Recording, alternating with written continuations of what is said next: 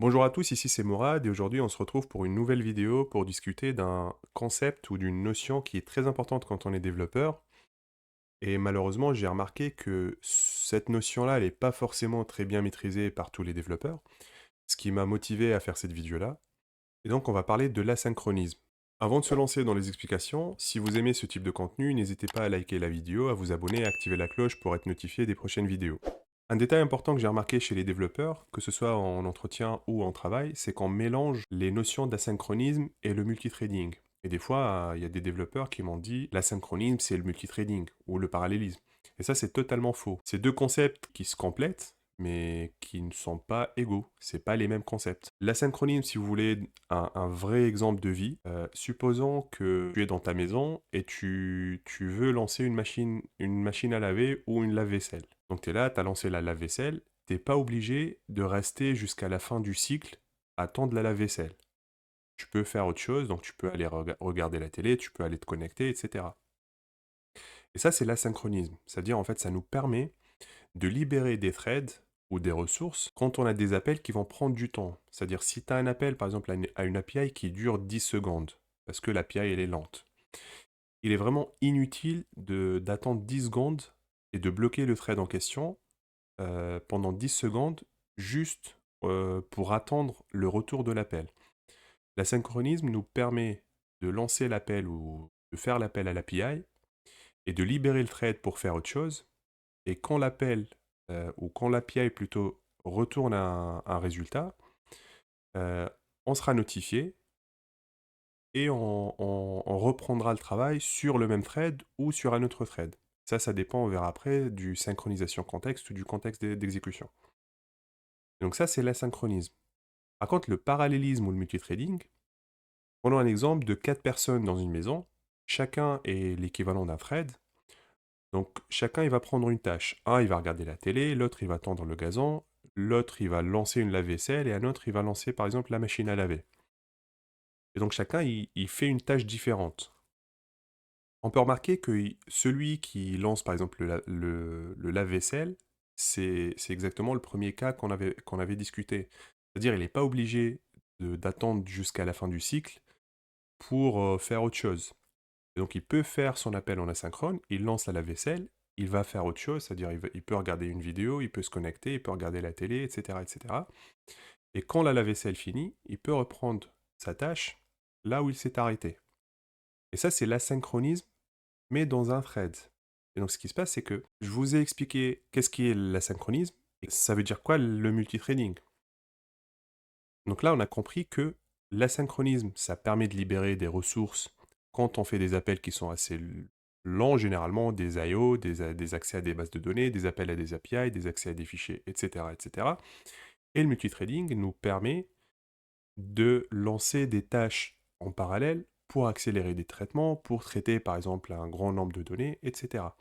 Et ça ne nous empêche pas de faire de l'asynchronisme dans des threads dans le cadre de multithreading. Et donc c'est deux notions qui peuvent se compléter, mais c'est pas la même chose.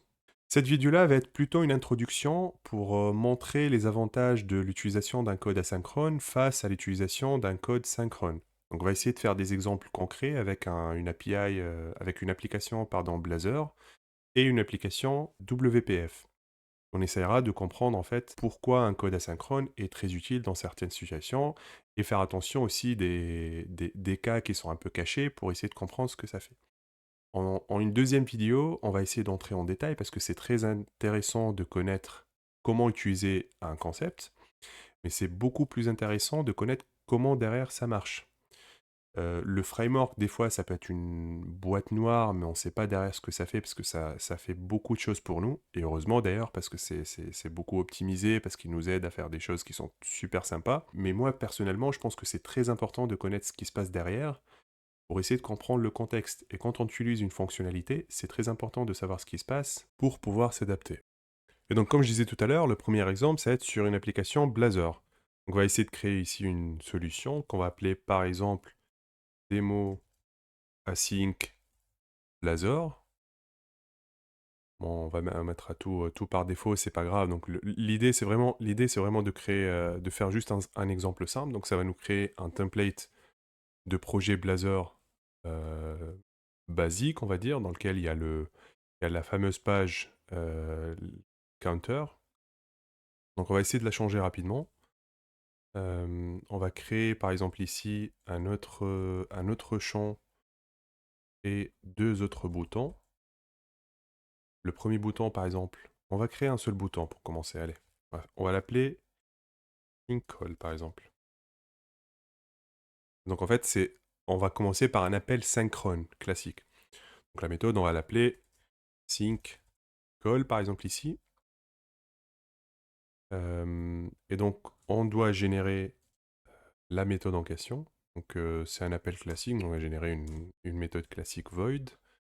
Cette méthode-là va faire un appel classique, voilà, elle va simuler un appel synchrone. Donc on va essayer de faire un thread.sleep, par exemple de 5 secondes. On va juste simuler un fonctionnement qui est un peu plus lent, qui va prendre 5 secondes par exemple. Et on va créer ici une petite variable message. On va la mettre au début ici nullable. Et au début de chaque traitement, on va faire start par exemple, sync call. Et à la fin, on va faire end sync call. En fait, au début, ça va dire on commence l'appel synchrone et à la fin, on a fini l'appel synchrone. Et ici, sur mon P que j'ai créé ici, je vais afficher mon message. Donc, je vais créer message ici. Donc, je vais récupérer message là. Donc, tout simplement, l'exemple est tout basique. J'ai juste, en plus du message de l'incrément, je vais l'appeler increment ici pour que ça soit beaucoup plus parlant. Donc j'aurai un bouton qui va incrémenter donc, ma variable chaque clic donc par 1, ça va être 40 plus plus. Et j'aurai un bouton qui va appeler ma méthode sync, donc qui va faire un appel synchrone pour le moment, pour tester. Et au début de la méthode, je vais mettre start sync et à la fin de la méthode, je vais mettre end sync. Et ce message-là, il est toujours affiché dans une balise P, on va dire. Voilà. Si je lance donc mon application, ici on va voir quelque chose de très intéressant pour simuler donc ce que je disais tout à l'heure, où on ne libère pas le thread. C'est-à-dire, le Blazor Web API, il a un thread qui permet de faire un render ou pour afficher les différents variables, par exemple ici la variable current, la variable message, dans les balises en question pour afficher les objets graphiques, on va dire, sur ma page web. Et ce thread-là, il sera bloqué par le thread.sleep parce que c'est le thread en question. Et normalement, si on a bien fait notre travail, si on va sur la page counter, donc ici, si je clique sur increment, ça va incrémenter, comme je disais tout à l'heure, donc par 1 le counter, et ça va, à chaque fois, ça va l'afficher. Et ce qui va permettre d'afficher, par exemple, à chaque fois que je clique 17, 16, etc., c'est ce que je disais tout à l'heure, le thread principal. C'est lui qui va afficher, ou qui va jouer le rôle d'affichage des composants graphiques, en fait, ou de faire les updates, etc. Comme on a vu tout à l'heure, donc vu qu'on est sur un appel synchrone, forcément, je dois m'attendre à ce que mon écran soit plus ou moins figé et que les fonctionnalités ne vont plus tourner parce que je suis en appel synchrone. Donc si je clique sur sync call, déjà il n'y a pas de message qui s'est affiché, et si je clique, je suis en train de cliquer plusieurs fois sur increment, il n'y a rien qui se passe. Et donc j'ai affiché end call, donc quand l'appel synchrone est fini, c'est là où j'ai eu le render de mon 63, de mon 36, de l'increment. Et là, normalement, ma page, elle revient à la normale. Si je clique sync, normalement, je devais avoir le start, mais vu que je suis en appel synchrone, je serai bloqué sur un end. Donc je reclique sur sync, il n'y a rien qui se passe. Je clique sur increment, il n'y a rien qui se passe. Normalement, à la fin, j'aurai le nouveau nombre, voilà, 62, et le end sync, mais c'est le même message, donc on a l'impression que ça n'a rien fait. Et ça, c'est l'inconvénient de faire des appels synchrones. Parce qu'en fait, ce qui se passe, c'est que notre thread, il reste bloqué. Ici, je l'ai stimulé avec un thread.sleep, mais on peut avoir, par exemple, un appel à une API qui prend 5 secondes. Et donc, pareil, mon thread, il est bloqué. Et j'aurai pas de réponse tant que mon thread est bloqué. C'est-à-dire, le message, il va pas être affiché. Le current count, il va pas être affiché. Et donc, ce qui se passe, c'est que mon thread, il est bloqué. Et après la fin de ce thread sleep ou l'appel API, si jamais c'était un appel API, c'est là où on va exécuter message égal à unseen call. Et c'est là où le thread, il va récupérer la current count et l'afficher directement dans mon écran. Parce qu'il a été libéré. Et ce qu'on a envie de faire, nous, c'est de rendre cet appel-là asynchrone. Donc on va appeler ça asynchrone. On va changer le nom de la méthode en async call.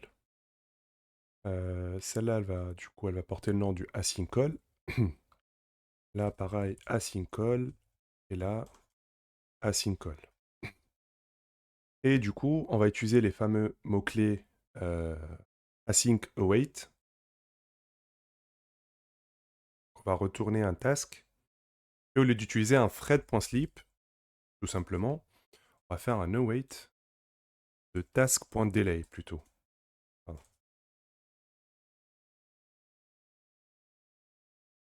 De 5 secondes. Donc on va faire la même chose, mais avec un contexte asynchrone. Et donc ici, en quelques changements, j'ai changé plutôt ma méthode en appel asynchrone. Du coup, ce qu'elle fait, c'est que à l'entrée, on doit afficher un start async. Donc cette fois-ci, si j'ai bien fait mon travail, quand je clique sur ce bouton-là, je ne dois pas bloquer le thread. Donc le message, ici, le P, il doit contenir start async tout à l'heure sur la partie async, sur la partie synchrone. Le render, il n'a pas été fait. Et on a dû attendre jusqu'à la libération du thread par thread.sleep pour voir que le end async. Lorsqu'on clique aussi sur l'increment, rien ne bouge, mais il fallait attendre jusqu'à la libération du thread pour qu'on arrive à récupérer, pour que le thread principal arrive à récupérer le current count et afficher le nouveau current count. Et donc, ça c'est normalement ça devrait être amélioré avec la partie async. Donc la partie async, tout simplement, comme je disais tout à l'heure, on va le voir en deuxième temps dans la deuxième vidéo, comme je disais tout à l'heure, pour voir concrètement comment le compilateur et comment le framework traite le async et le wait. Parce qu'ici, c'est juste de la syntaxe avec du code C#, mais derrière, le compilateur et le framework.NET, ils gèrent d'une façon très différente. C'est pas ce code-là qui va être compilé, ça va être un code très différent qu'on va analyser ligne par ligne après, dans la deuxième vidéo. Ça va être avec des concepts qui sont un peu plus avancés. J'espère que ça va être très intéressant pour vous. Et donc en fait, ça nous permet donc de setter le message, d'attendre jusqu'à la fin. Donc ici, avec le mot-clé wait, ça permet de libérer le thread. Donc en fait, on laisse le task delay tourner. On libère notre thread. Donc quand on libère notre thread, il a la possibilité d'aller faire les renders, d'afficher donc le current count, d'afficher le message, etc. Et vu que le message, il contient start async, donc on devrait voir start async ici. Et tout ça, c'est grâce à la méthode async. Donc, on va essayer de faire apply change ici. Bon, vu qu'on a changé du coup la signature de la méthode, il faudra relancer l'application.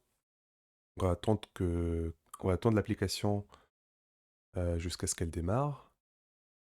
Et on a une nouvelle instance d'application qui tourne. Donc, on va refaire le test. Donc, si je clique sur increment comme tout à l'heure, ça marche très bien. Si je clique sur async call, je dois m'attendre à avoir un start async. Voilà. Entre-temps, je clique sur l'increment, ça fonctionne très bien, en attendant que mon end async est arrivé. Donc en fait, c'est ça l'avantage de faire des appels en asynchrone. C'est pour ça que je dis c'est pas du multithreading, mais c'est de la synchronisme. Donc en fait, ça permet de libérer mon thread au moment de l'appel au moment de l'appel donc de la méthode ou de l'instruction asynchrone avec le mot-clé await. Ça permet de libérer le thread en question et il pourra faire d'autres choses parce qu'en fait les ressources elles sont très importantes surtout dans le cadre des applications qui sont assez gourmandes en termes de ressources. Et ça c'est très important d'avoir le maximum de ressources disponibles pour que notre application soit la plus performante possible, la plus responsive possible. Et donc, n'hésitez jamais, il faut toujours utiliser le code asynchrone quand c'est possible. Donc, comme vous voyez ici, ma page, elle est plus figée, je peux continuer à faire des instructions comme je peux, et mon code, il avance très bien. Donc ça, c'était l'exemple Blazor. Il y a des concepts qui sont plus intéressants dans des applications plutôt desktop du type Windows Form ou WPF, où je vais vous montrer, donc parce qu'il y a la notion du synchronisation contexte, il y a la notion donc comment je peux continuer sur un autre thread ou sur le même thread. Là, on est vraiment le fait de continuer derrière, on n'a pas la notion de plutôt du contexte ou de la synchronisation contexte, elle n'est pas importante. On va la voir avec un exemple WPF juste après, et vous allez tout comprendre. Et donc maintenant, pour l'exemple WPF, j'ai créé une superbe application. Donc en gros, bah, il y a juste enfin, deux petits boutons et deux labels. Il y a un bouton My Method Call qui va appeler le code qu'on va jouer avec. Donc ça va être le code asynchrone, synchrone en fonction de ce qu'on va faire. Il y a un autre bouton, comme on a fait sur Blazor tout à l'heure, Increment Count, donc il va incrémenter un compteur. Le compteur, il est affiché juste là, donc le 0 qu'on voit. Et tout en haut, en fait, il y a juste le label dans lequel on va afficher le start et le end, comme tout à l'heure sur Blazor. Il est initialement vide parce que voilà, il y a pas encore de call qui a été fait. Ça, c'est juste la partie graphique qui est toute basique, c'est juste un exemple de démonstration. Pour le code derrière, tout simplement, quand on appelle la myMethod, on va setter sur le label donc la start call pour dire que voilà, on commence. On fait notre thread.sleep pour simuler un appel plutôt synchrone cette fois-ci. Et à la fin, on fait un call. Et l'increment, il va juste faire un counter plus plus et il set le contenu du compteur dans le label content. Donc c'est plus ou moins exactement la même chose qu'on a fait sur Blazor, c'est juste en WPF. Et on va voir comment notre application, comment elle va se comporter. On va voir des notions en plus qu'on n'a pas vues sur la partie Blazor, notamment la partie contexte et la synchronisation contexte, que c'est des notions qui existent sur, par exemple, WPF, et c'est exactement la même chose que sur une application Windows Form. D'ailleurs, on aurait pu faire une application Windows Form. J'ai fait l'exemple en WPF, mais vous pouvez jouer et faire l'exercice sur Windows Form. Ça va être exactement la même chose. Donc si on lance notre application, normalement, avec l'implémentation actuelle, forcément, l'application, elle va être figée quand on appelle la méthode myMethodCall parce qu'on est en mode synchrone, comme tout à l'heure sur la partie Blazor. Donc si je fais increment pour le moment, voilà, l'appel il est incrémenté. Si j'appelle ma méthode call, toute l'interface est figée, j'essaye de cliquer sur increment, il n'y a rien qui se passe, je peux rien faire en fait. Voilà. Donc à la fin, il m'a affiché juste le end call. Il n'a jamais affiché le start call, un peu comme a fait sur la partie Blazor. C'est exactement le même comportement. Et donc si je reprends et j'essaie de faire des increments, voilà, là, j'ai le thread, il est libéré encore une fois, et on peut faire des actions encore une fois. Si je refais, pareil, hop, ça plante, et je peux rien faire. Et donc si on veut améliorer le code, comme on a fait sur la partie Blazor, pour éviter que notre application soit figée après l'appel à myMethod, donc en fait, il faudra juste changer le code en asynchrone, et venir sur la partie thread.sleep, et plutôt faire un await task.delay. Donc on va plutôt mettre 5 secondes comme tout à l'heure. Donc normalement, comme ça, mon appel, ma méthode, elle est asynchrone. Donc je suis obligé de faire void pour que le binding se fasse bien et que j'ai pas d'erreur de compilation, parce que si je mets un task ici, euh, j'aurai l'erreur ici. Donc ce qui se passe bien, je vais garder ça en async void. Donc en fait, normalement, comme sur Blazor, je devrais éviter et corriger le problème du fait que mon application devient figée après l'appel à la méthode. Normalement, le start call doit s'afficher. Normalement, entre-temps, je peux incrémenter mon compteur et ça devrait fonctionner. Donc on va lancer l'application avec cet état-là pour voir, pour essayer de tester et voir que le problème a été corrigé. Donc ici, je peux incrémenter. Ici, je fais my call, j'ai start call. Je peux continuer à incrémenter en attendant que ma méthode finisse son travail. Et là, elle passe en end call. Toujours la même chose. Pareil, je peux faire le truc. Donc ma méthode, mon application, elle n'est pas du tout figée. Et je peux continuer à travailler. Donc c'est vraiment l'objectif principal de la synchronisation, comme je disais tout à l'heure, c'est vraiment de libérer le thread au moment de l'appel à l'await pour qu'il puisse faire autre chose.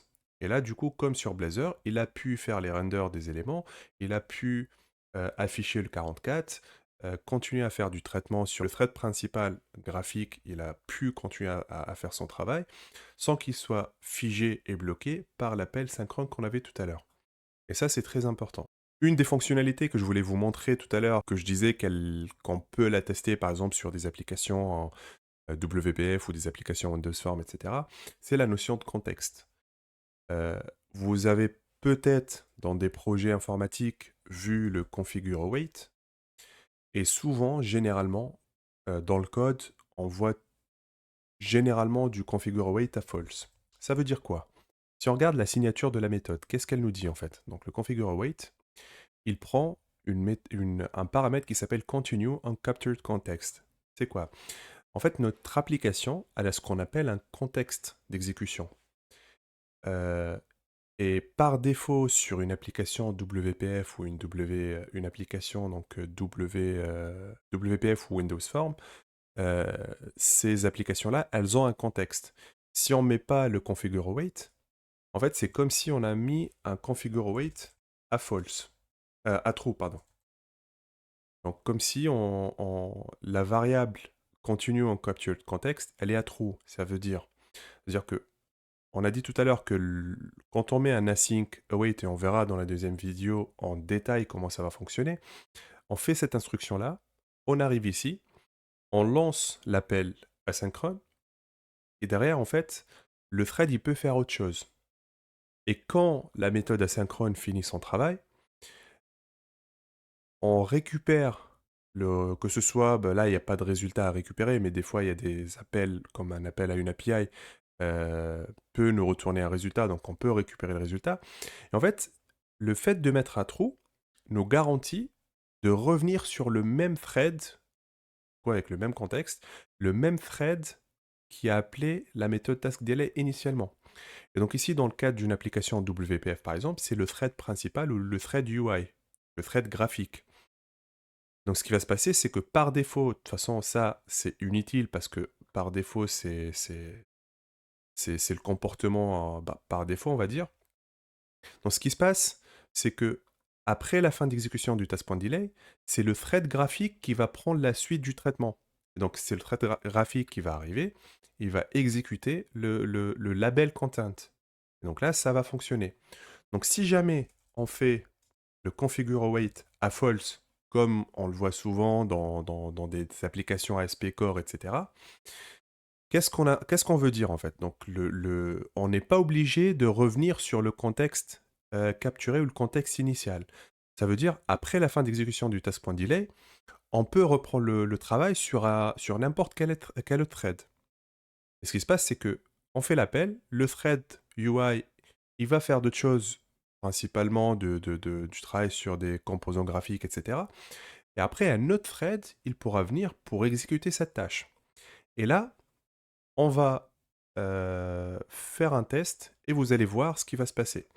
Donc, j'ai juste rajouté un point configure await.false, plutôt un point configure await false. Et ce qui va se passer va être très intéressant. Donc, si j'appelle ma méthode async, donc on va faire un start, et en attendant qu'elle s'exécute, on aura une exception. Donc, il y a une vraie exception. Et donc, si on regarde l'exception, c'est qu'est-ce qu'elle dit en fait? Le thread qui appelle l'objet, plutôt the calling thread cannot access this object because a different thread owns it, ça veut dire le thread qui essaye d'exécuter cette instruction-là, il n'a pas accès aux composants graphiques. Pourquoi? Parce que dans une application WPF ou dans une application Windows Form, les composants graphiques, c'est la propriété du thread principal ou le thread UI, c'est un thread principal. Ce qui s'est passé, c'est que vu qu'on lui a dit, c'est pas grave, tu continues après l'exécution du task.delay, tu continues sur n'importe quel thread du thread pool, ce qui s'est passé, c'est que on a chopé n'importe quel thread, et il a essayé de faire cette instruction-là. Sauf que le thread qu'on a récupéré, c'est pas le thread principal, et donc c'est un autre thread, et du coup, ce qui s'est passé, c'est qu'il n'a pas accès aux composants, et ça a planté. Et ça, c'est très important. Il faut vraiment faire attention dans le cadre des applications qui ont un contexte, notamment les applications WPF ou les applications Windows Form par exemple. Il faut toujours, quand on va manipuler des composants graphiques, il faut toujours, après un appel asynchrone, s'assurer qu'on est dans un capture contexte, ou plutôt on garde le même contexte pour garantir l'exécution sur le même thread. Sinon, on aura des comportements inattendus, comme des exceptions, etc.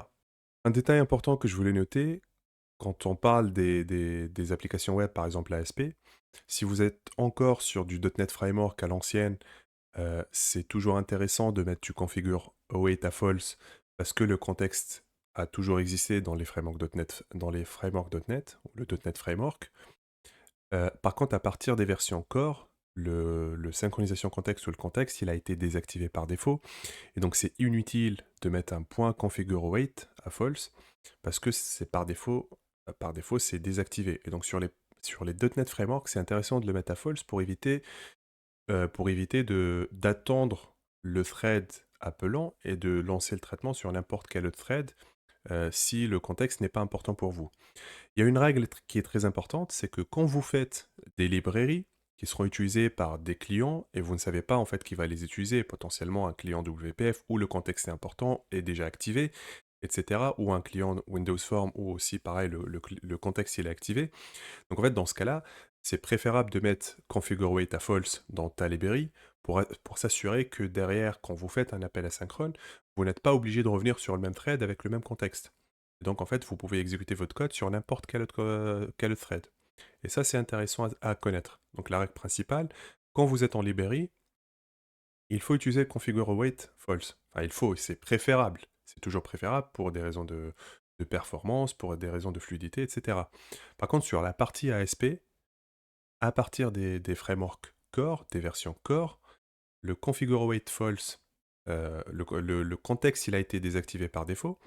Et donc, si tu es dans le cadre de ton application web, ça sert absolument à rien de mettre le configure await false parce que ça va être du code qui va pas servir à grand chose parce qu'il n'y a pas un contexte.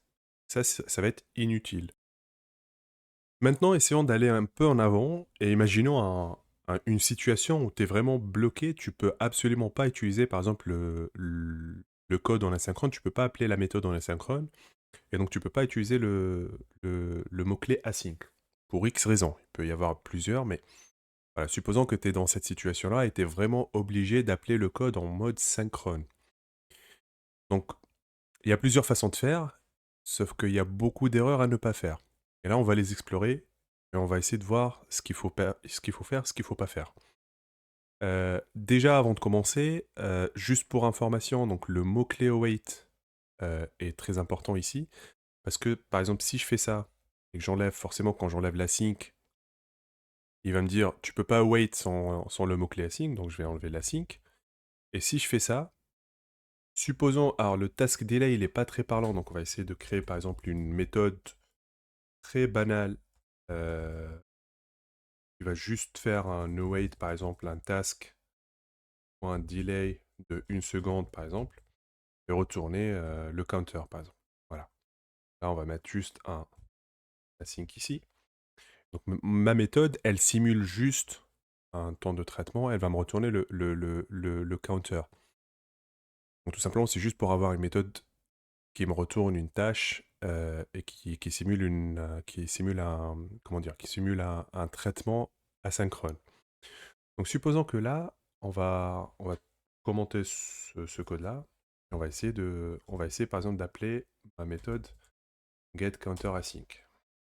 Ok. Donc ma méthode getCounterAsync, je vais arrêter le debug pour qu'on puisse avancer tranquillement.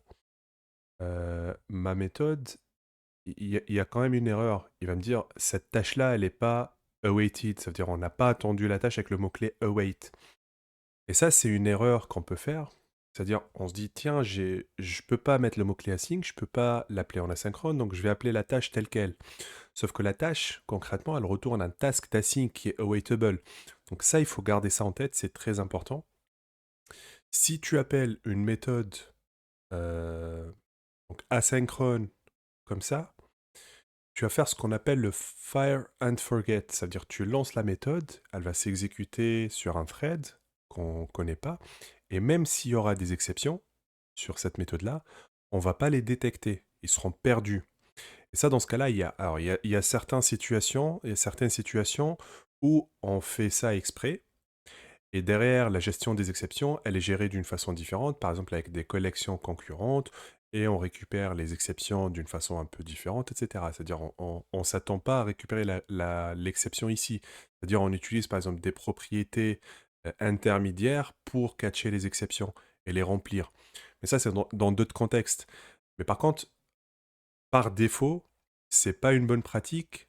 Et d'ailleurs, ton code, ici, ça marchera pas.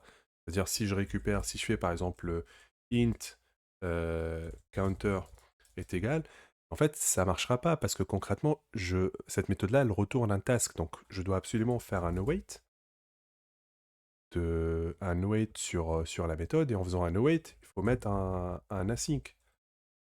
Donc, je vais me retrouver avec le code classique avec l'async await. Et donc, si je vais sur mon task et que je vais là-dedans, à l'intérieur, et je cherche un getAwaiter, je vais voir que j'ai la méthode getAwaiter qui me permet en fait gets an awaiter used to await this task. C'est-à-dire, quand j'utilise le mot-clé await, c'est cette méthode-là qui va me retourner un awaiter, et donc je vais l'awaiter. C'est pareil, on peut faire ici un équivalent de .getAwaiter, c'est une méthode publique, et on peut le récupérer. Donc, petite parenthèse, voilà, si vous faites juste l'appel direct à la méthode, c'est un mode fire and forget, c'est-à-dire tu vas lancer la tâche, mais tu gères pas les exceptions derrière, tu vas pas récupérer les résultats derrière, et ça il faut faire attention, il faut l'utiliser que dans très peu de cas et dans certains contextes bien spécifiques. Donc si on revient sur ce qu'on vient de dire, c'est qu'on aimerait bien appeler donc une méthode asynchrone. Tu as des personnes qui vont te dire, écoute, je vais faire var int. Donc je vais faire un point result. Pardon, var counter égale à point result. Donc comme ça, tu vas me dire, ok, j'ai récupéré le résultat. Le result permet de retourner donc le résultat de l'asynchrone. Et donc, ça pourrait marcher. On va essayer de tester. On va voir un concept très intéressant qui va se passer. Et donc ici, mon programme a démarré. Je vais le mettre ici. Et on va essayer de le tester. Donc, on a vu ensemble qu'on a changé l'appel en point result pour récupérer le résultat d'une façon synchrone. Donc, si je clique sur la méthode myMethodCall, on va voir ce qui va se passer. C'est quelque chose de très intéressant et je vais vous expliquer juste après. Donc, quand je clique sur la méthode myMethodCall, on va dire peut-être on attend une seconde, sauf que la seconde, elle est déjà dépassée. Et mon programme est carrément figé, il est carrément bloqué, je peux rien faire dessus, ni le fermer, ni le bouger, il est totalement mort.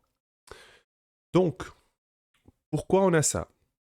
On va faire, pour comprendre, on va essayer de faire une petite analyse, donc on va faire une petite pause ici, et on va essayer de comprendre.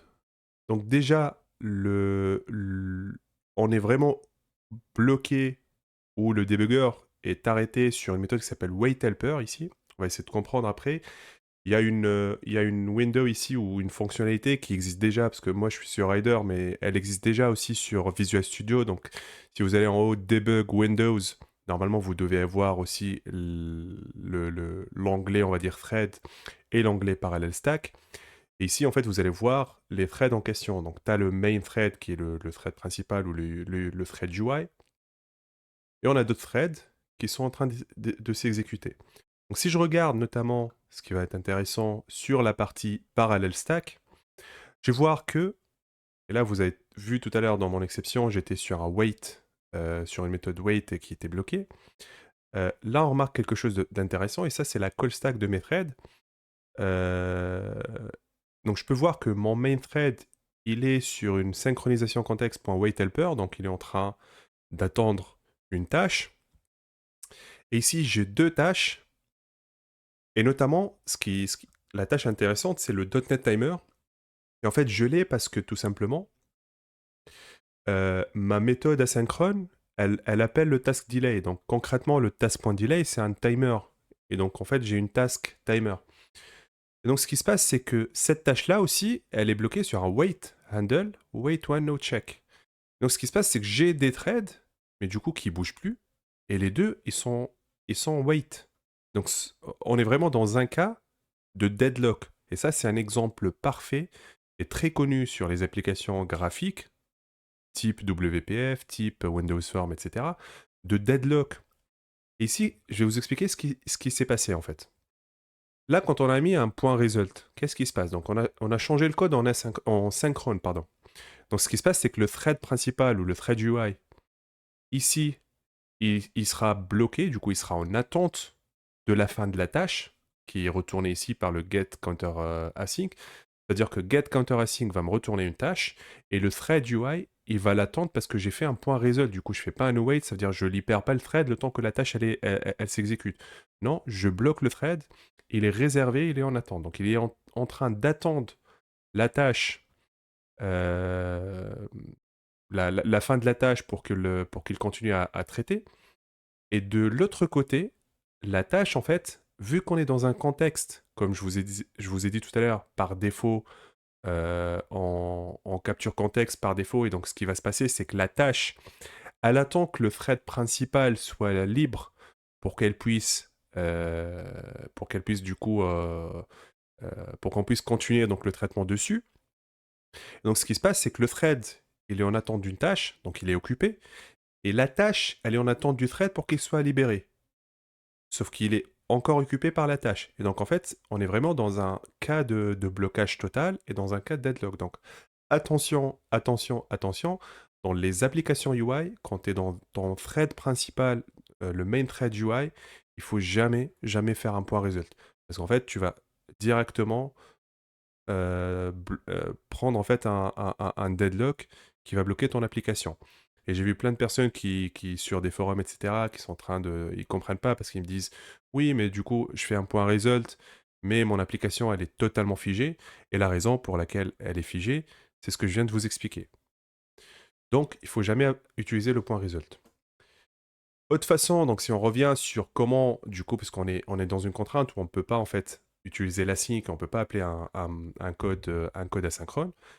Donc, il y a une autre façon de faire, c'est en fait d'utiliser une méthode qui s'appelle continue with. Ça veut dire, je vais la taper déjà ici, donc on va arrêter le debug déjà pour pas être embêté, et on va se mettre ici sur le get counter, on va mettre continue with. Voilà. Donc la continue with, elle prend une méthode lambda, avec en paramètre le task retourné. Donc en fait, s'il retourne un résultat, on peut récupérer les résultats, etc.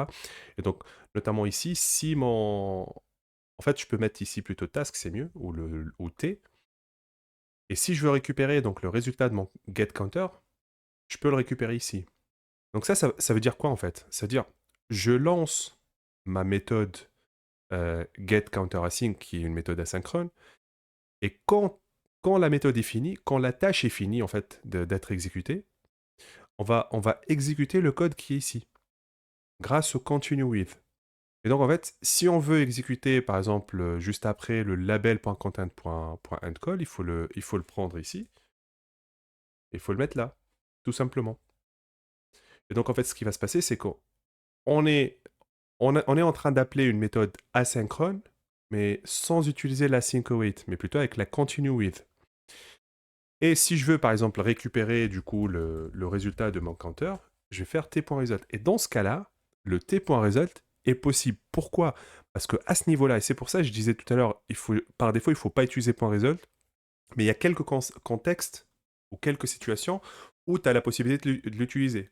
Et surtout quand tu es sûr que ta tâche, elle est terminée. Et donc ici, ce qui se passe, c'est que en t.result, je suis sûr que vu que je suis dans le continue with, et du coup le continue with, la lambda du continue with, elle est appelée que lorsque la tâche, elle est terminée.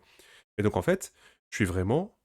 ma tâche, elle est vraiment terminée. Donc j'ai la possibilité de faire un t.result. Et donc là, je peux récupérer mon counter, en fait. Je peux faire, par exemple, ici, plus counter juste pour la démo, pour voir, en fait, le compteur qu'on a. Et donc, on va essayer d'exécuter notre code pour voir ce que ça va donner. Donc mon application, elle a démarré. On va essayer d'incrémenter, question d'avoir un chiffre en fait dans le compteur ici quand on va l'utiliser. De toute façon, on ne va pas y arriver, vous allez voir, il y aura un problème qui va arriver. Je vais vous expliquer pourquoi. En fait, quand je clique sur ma méthode, je vais mettre un petit point d'arrêt ici pour voir si je peux avoir ça. Et je clique sur my method call. Donc je clique sur ma method call. On va attendre une seconde. et derrière on est là. Donc la tâche elle est terminée. Et mon t.result il contient déjà 5, donc comme je peux le voir ici, il contient bien la 5, donc je fais un step en avant, et là je suis en train de setter du coup la end call plus counter, donc je m'attends à voir le content du label end call counter. Et là, on va avoir un souci. Donc là, on a la fameuse erreur qu'on a eue tout à l'heure, du fait qu'il te dit, tu peux pas modifier le composant graphique par un thread qui n'est pas owner, c'est-à-dire par le thread, par un autre thread à part le thread UI. Et donc pourquoi?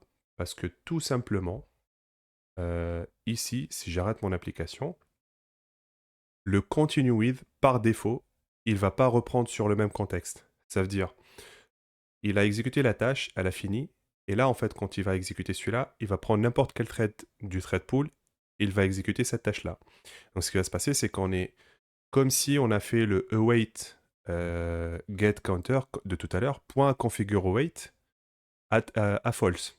C'est l'exemple qu'on a vu tout à l'heure. Comme si en fait on a fait un await get point configure await false. C'est-à-dire on dit qu'on peut reprendre sur un autre contexte ou sur un autre thread. Et donc en fait, pour fixer ce problème-là, il y a la possibilité de récupérer ce qu'on appelle le UI Task Scheduler.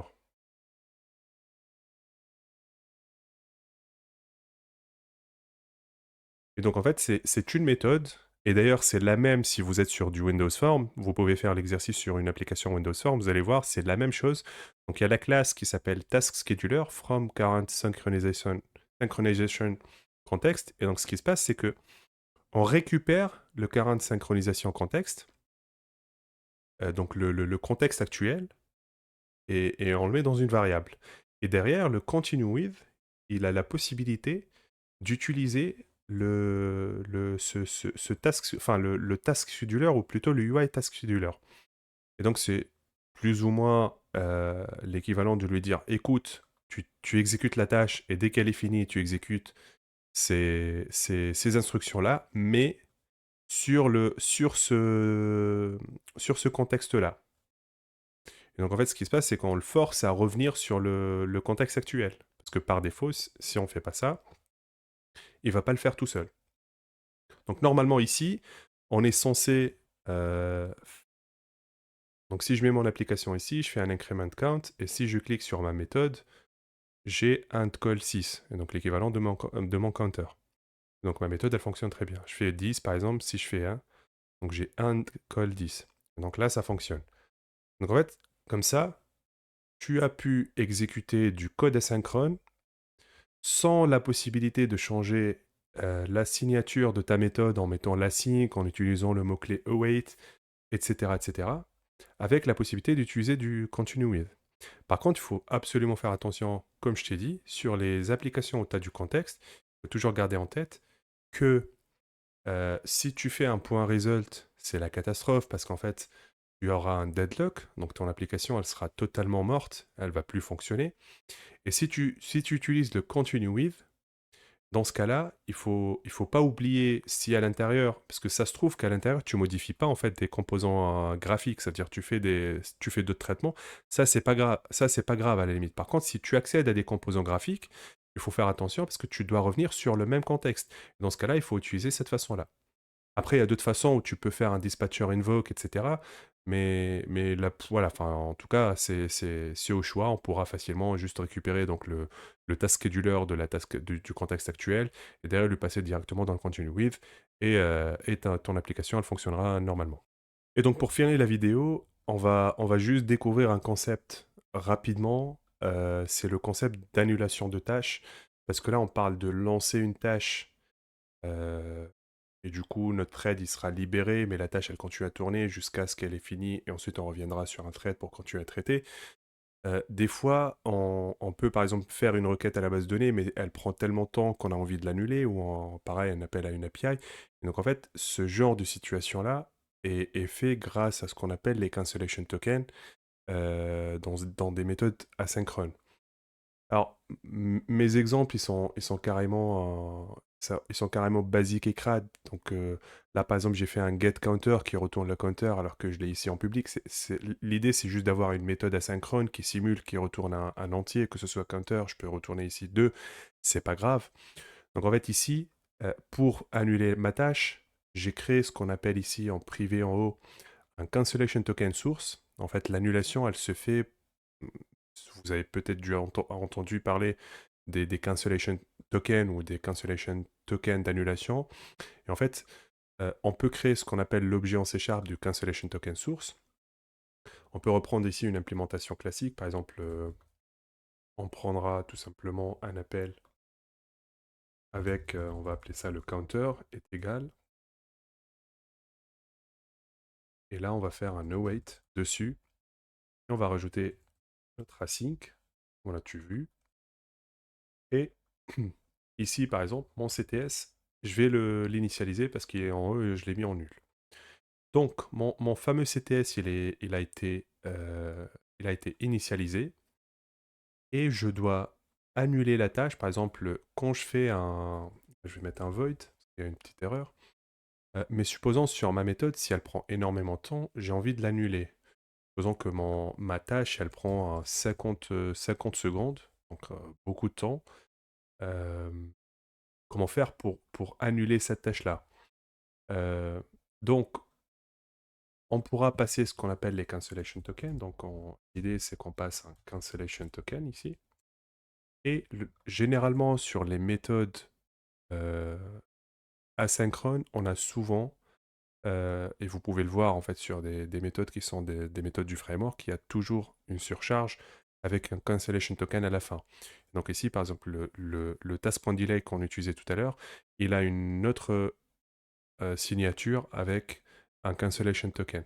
C'est-à-dire, en fait, je lui passe le cancellation token pour, au moment où j'annule le token, la task.delay, il est automatiquement annulé. C'est-à-dire, par exemple, si j'annule ma tâche au bout de... Si je demande, par exemple, l'annulation de cancellation token au bout d'une seconde, et que moi, là, par exemple, je dois attendre 50 secondes, on va pas attendre 50 secondes. Au bout d'une seconde, si je lui passe le token, au bout d'une seconde, la task.delay, elle va s'arrêter. Et ça, c'est important. Donc, ici, je dois passer dans ma méthode donc, ce qu'on appelle le cts.token, donc, parce qu'en fait, ça prend un cancellation token, et là, on est sur du cancellation token source. Parce qu'en fait, la méthode cancel, elle est sur l'objet cancellation token source, vous allez le voir. Elle n'est pas sur le cancellation token. Donc, juste pour faire une petite simulation, on va créer un objet qui s'appelle cancel. On va appeler une méthode qui s'appelle cancel. On va la générer, la méthode. Hop. Là, on va créer l'event de la méthode. Ici, tout simplement, la méthode cancel, elle va juste annuler le cancellation token. Donc, vous pouvez le faire d'une façon organisée. Là, c'est vraiment un exemple basique, pas du tout propre. C'est juste pour vous montrer que tout se passe par un cancellation token source et l'utilisation derrière de la propriété .token qui est de type cancellation token. Donc dans ma méthode cancel, je vais faire un CTS sur le cancellation token source, je vais faire cts.cancel. Donc j'annule mon, mon, mon token. Je peux faire ça pour éviter que j'ai une exception parce que par défaut, lui, il est nul. Donc si je clique la première fois sur cancel alors que j'ai pas appelé ma méthode qui l'initialise, en tout cas là, on n'est pas sur un code très propre, on est vraiment dans la démo. Donc c'est pas très grave. Euh, du coup, qu'est-ce qu'on a fait? Ici, j'ai une méthode qui va lancer une task qui doit rester 50 secondes et j'ai la possibilité de l'annuler. Et normalement, quand je l'annule, on aura un souci parce que si notre méthode, si on annule avant les 50 secondes, celle-là, elle va générer une exception. On peut le voir ici quand je fais un over. Vous voyez ici dans les exceptions en bas, donc, il y a quoi comme... Il y a argument out of range, il y a opération cancel, il y a task cancel, etc., etc. Et donc, en fait, on pourra gérer ça par un bycatch. On pourra faire, par exemple, ça peut être une exception, on peut plutôt prendre exception d'une façon générale, ou bien on peut mettre cancel, operation cancel, exception, par exemple. Après, on peut mettre un point d'arrêt ici, pour voir que notre application, elle a été annulée. Donc on va juste bouger celui-là ici et on va lancer notre application. Mon application, elle a démarré. Normalement, bon, quand je clique sur Cancel, il n'y a rien qui se passe, mais normalement, quand je clique sur My Method Call, je dois démarrer. Donc, je vais faire un petit debug ici pour être sûr. Et on va faire My Method Call, pardon. Donc, on va la lancer. Je suis bien ici, et donc j'arrive ici, et quand j'appelle mon get async, donc normalement mon cancellation token, il n'est pas annulé, donc il n'y a pas is cancellation requested. Ici, vous pouvez voir can be cancelled true, et du coup, est-ce que la cancellation a été demandée ou pas, et donc on a false. Si je fais un continue, et que là, par exemple, j'annule la tâche, là, vous allez voir, je suis vraiment entré dans le catch, et donc j'ai bien une exception de type task cancel. Et donc, on peut voir sur l'exception que j'ai un objet qui s'appelle cancellation token. Donc, il est bien cancellé, il est à true. Et donc, en fait, je vais avoir tout type, c'est une exception classique. Donc, en fait, on pourra, par exemple, exception, elle doit avoir, par exemple, un message ici. Donc, on peut faire un apply change et on pourra retester après, etc. Donc, ici, mon message, par exemple, a task was cancelled. Donc, en fait, ici, on a fait la démo. Et ce qui s'est passé, c'est que, je vais vous expliquer ce qui s'est passé, c'est que, tout simplement, j'ai arrêté déjà l'application. Euh, Comme je vous ai dit, j'ai lancé donc ma méthode. Ma méthode, elle a instancié donc un cancellation token source. Et c'est lui qui porte le cancellation token qui est une propriété qui s'appelle token. Et c'est lui qui peut annuler en fait une tâche. C'est pas le token. Donc c'est lui qui contient la méthode cancel. Donc ce qui se passe, c'est que derrière, on entre dans notre méthode. Notre méthode, elle est censée attendre 50 secondes. Sauf que moi, j'ai pas attendu les 50 secondes. Entre-temps, j'ai cliqué sur la méthode, sur le bouton cancel, qui lui cancel mon cancellation token source. Donc ce qui s'est passé, c'est que j'ai forcé l'arrêt en fait. J'ai forcé l'annulation du cancellation token source. Et vu que j'ai passé mon token dans la méthode delay, cette méthode-là, elle s'est arrêtée immédiatement. Et elle a généré une exception. Donc, il faut faire attention quand on fait en fait de l'annulation comme ça. Il faut toujours utiliser un try-catch pour éviter que voilà, on a des exceptions qui font planter nos applications ou qui ne sont pas du tout catchées. Et dans ce cas-là, quand tu arrives ici, on a les détails de l'application, on sait que le token a été cancellé, etc. Et donc, on a tous les éléments pour le faire. Et ça, c'est un exemple d'annulation de tâche explicite. C'est-à-dire, je clique sur un bouton qui me permet d'appeler la méthode directement cancel. Il y a une autre façon de faire, c'est de setter ce qu'on appelle un timeout. Et ça, c'est la dernière façon qu'on va voir. Mais je vous encourage, en fait à aller chercher la documentation officielle sur le cancellation token source et la cancellation token. Il y a beaucoup de choses qu'on peut faire qui sont très intéressantes, mais comme vous voyez, le principe est là. L'idée, c'est vraiment qu'on annule une tâche qui est asynchrone, qui tourne et que notre thread, en fait, il est en train de faire autre chose et la tâche, elle est en train, par exemple, un appel à une API, un appel à une base de données ou à un fichier, etc. Et si ça a pris énormément de temps et qu'on veut l'annuler, on peut utiliser le mécanisme des cancellation tokens. Donc, pour setter un timeout, il y a une méthode sur le cancellation token source qui s'appelle cancel after. En fait, tu mets un time span, donc on va mettre par exemple on va annuler après 5 secondes. Donc en fait, ici, ce qui va se passer, c'est que sans que je clique, je ne vais pas cliquer sur le bouton, je vais même annuler, ou on va le garder, mais on ne va pas cliquer sur le bouton cancel. Donc normalement, au bout de 5 secondes, sachant que ma tâche doit prendre 50 secondes en fait en total, normalement, au bout de 5 secondes, mon application, elle doit s'arrêter, je dois arriver ici, au niveau du catch, directement. Donc je vais mettre un point d'arrêt ici, comme vous l'avez vu. J'ai lancé mon application. Je ne vais pas du tout appeler le cancel, je vais juste appeler la méthode my method call, donc elle est en start. On va attendre 5 secondes et normalement on va voir le cancel. Exactement. Et donc automatiquement, sans que j'ai fait aucune opération, ce qui s'est passé, c'est qu'au bout de 5 secondes, mon task il a été annulé. Et donc en fait, j'ai eu une exception. Après, c'est la même exception. On va voir les détails. A task was cancelled. Le cancellation token il a été demandé, etc., etc. Et donc en fait, c'est une autre façon de faire ça avec un appel plutôt un set de timeout. C'est-à-dire par exemple, si tu fais un appel à une base de données Mongo, par exemple, et que tu fais une requête, et que la requête prend une minute, et toi tu juges par exemple que si ma requête elle dépasse 10 secondes ou 20 secondes, normalement il y a un souci, donc je dois l'annuler. Donc tu peux mettre sur ton cancellation token que tu passeras aux méthodes du driver en fait MongoDB qui va aller chercher la donnée à partir de la base de données. Tu peux setter le cancellation token, par exemple cancel after à 20 secondes, parce que tu juges qu'au bout de 20 secondes, on doit arrêter. Ça sert à rien de continuer à consommer de la ressource et il y a sûrement un problème qu'il faut regarder.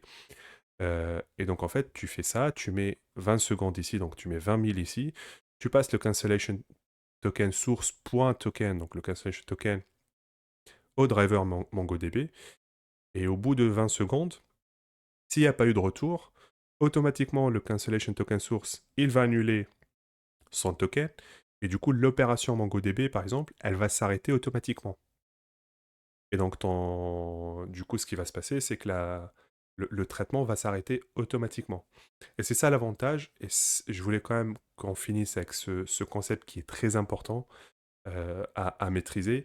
Je vous invite à vraiment aller regarder la documentation officielle de tout ce qu'on a vu aujourd'hui. Il y a énormément de choses à faire. Alors c'est une vidéo qui va être très longue aujourd'hui, mais il y a tellement de notions que j'ai essayé de résumer au maximum sans trop tarder sur chaque concept.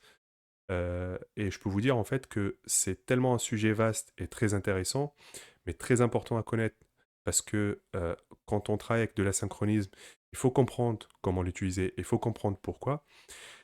Et donc, une prochaine vidéo qui va arriver, que je vais enregistrer bientôt, c'est comprendre vraiment derrière, parce que là, en fait, on a fait que de l'utilisation, c'est-à-dire on a utilisé les mots-clés async await.